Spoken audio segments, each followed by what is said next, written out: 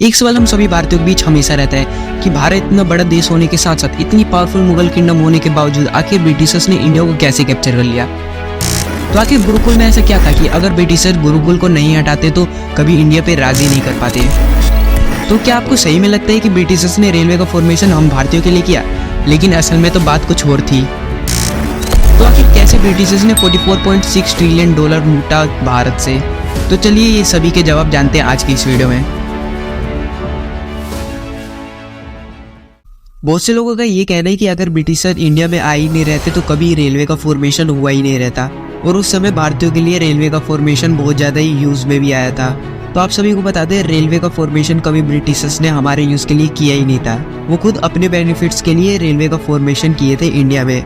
जो भी इंडिया से रेवेन्यू, गोल्ड, टेक्सटाइल, स्पाइसेस और जितने भी गुड्स को ट्रांसफर करना रहता था वो सारे रेलवे के थ्रू ही होते थे। और इवन रेलवे का फॉर्मेशन के लिए ब्रिटिशर्स ने एक पैसा भी नहीं दिया था, जबकि वो खुद हम भारतीयों से लेते थे।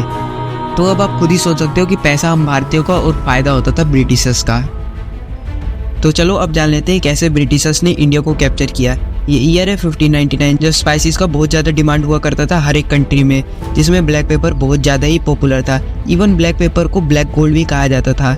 और उस समय डच कंट्री स्पाइसेस का ट्रांसफ़र करती थी ब्रिटेन में। कुछ समय बाद डच स्पाइसेस के ऊपर प्राइसेस बढ़ा देती है, जिससे ब्रिटेन बिल्कुल भी खुश नहीं था, जिससे ब्रिटेन डिसाइड करता है खुद के स्पाइसेस ट्रेड करने का। फिर उन्होंने 125 शेयर होल्डर के साथ एक कंपनी बनाई। कंपनी का काम था दूसरे कंट्री में जाके ट्रेड करना। और फिर ये लोग एलिजाबेथ फर्स्ट से अप्रूवल लेते हैं, जो कि इन्हें मिल भी जाती है।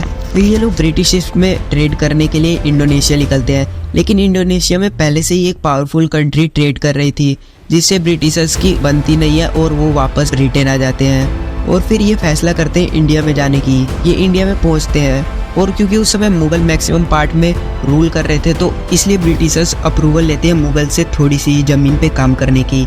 लेकिन ब्रिटिशर्स मुगल से वॉर जीत के इंडिया की थोड़ी थोड़ी ज़मीन कैप्चर कर लेते हैं। और इनके वॉर जीतने का मेन कारण था रिश्वत और धोखेबाजी। ये पहले रिश्वत देके दो राजाओं के बीच लड़ाई करवाते थे, फिर जिसके साथ भी उन्होंने अलायंस किया था उनको खुद मार देते थे। ऐसा करते करते ये सारा इंडिया कैप्चर कर लेते हैं, और भारत ब्रिटिशर्स के लिए एक सेंट्रल हब बन जाता है।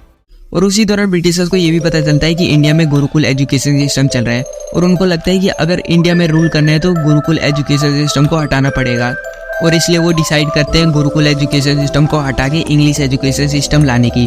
और ये लेटर ब्रिटिश कोर्ट में दे जाते हैं, जिसमें लॉर्ड मैकेले कहते हैं, मैं हर एक कोना कोना घुमाऊँ भारत का, और मैंने एक भी ऐसा इंसान नहीं देखा जो कि गरीब है और चोर है। ऐसी संपत्ति देखी है मैंने इस देश में, और मुझे ये नहीं लगता कि हम कभी भी इस देश पे राज कर पाएंगे जब तक हम इस देश की रीढ़ की हड्डी को तोड़ न दें, जो कि संस्कृति और आध्यात्मिक है। तो इसलिए मैं आप सभी से यह आग्रह करता हूँ कि इस देश की पुरानी और एशियंट एजुकेशन सिस्टम को हटाने की, जिसमें रामायण, महाभारत और भगवत गीता बेस है। और अगर ये सब को हम इमेजिनेशन, कल्पना कह दे और इंग्लिश एजुकेशन सिस्टम बेटर और अच्छा है गुरुकुल से, तो शायद ये एक्सेप्ट कर ले। और ठीक ऐसा ही होता है, हम लोगों ने मॉडर्न एजुकेशन सिस्टम को अडॉप्ट कर लिया, और शायद इसी वजह से आज आपको हर एक हिंदू के घर भगवत गीता नहीं देखने को मिलेगी, और देखने को मिल भी गई तो पढ़ने वाला कोई नहीं मिलेगा। गुरुकुल हटाने के बाद ब्रिटिशर्स ने divide and rule method start किया, जिसमें वो लोगों को डिवाइड करते थे ऊंच नीच में और जातों में। और इसी वजह से सारे इंडियंस ब्रिटिशर्स के गुलाम बन जाते हैं, जिसकी वजह से ब्रिटिशर्स इंडिया से लो प्राइस में गुड्स परचेज करता था और यूरोपियन कंट्री में हाई प्राइस पे बेचता था। यहाँ तक भारतीयों से उन्हीं के ज़मीन से और बहुत सारी चीज़ों से टैक्सेस भी कलेक्ट करता था, जो कि वो अपने कंट्री में और वॉर्स में यूज़ करते थे, जिसकी वजह से ब्रिटिश सरकार और ईस्ट इंडिया कंपनी ने इंडिया से करीबन 44.6 ट्रिलियन डॉलर 200 सालों में लूटा था।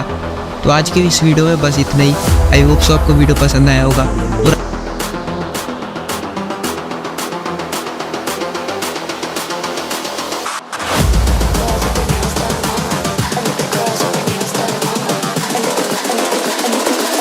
I think the girls with their nails done now.